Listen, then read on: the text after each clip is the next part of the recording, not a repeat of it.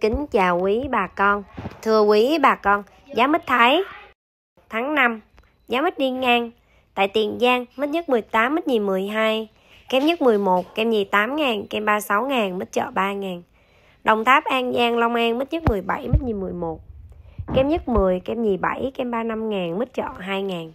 Cần Thơ, Hậu Giang, Sóc Trăng, Kiên Giang, mít nhất 17, mít nhì 11, kem nhất 10, kem nhì 7.000, kem 35.000, mít chợ 2.000.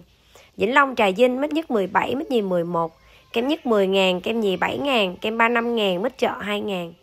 Đồng Nai, Bà Rịa Vũng Tàu, Bình Thuận, mít nhất 7.000, mít nhì 5.000, mít 3, mít chợ 2.000 đồng. Tây Ninh, Bình Phước, Bình Dương, mít nhất 8.000, mít nhì 7.000, mít 3 3.000 và mít chợ 2.000. Tây Nguyên, mít nhất 6.000, mít nhì 4.000, mít 3 và mít chợ 2.000 đồng. Cảm ơn bà con đã theo dõi kênh. Xin kính chào và hẹn gặp lại.